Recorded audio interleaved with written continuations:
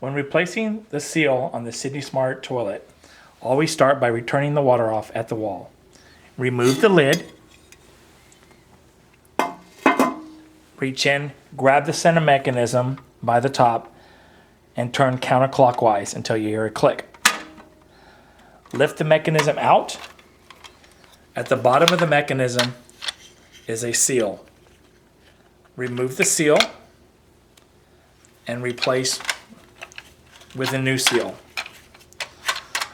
Also, it's a very good idea to reach inside the tank and scrub away any calcium that may have built up in the inlet.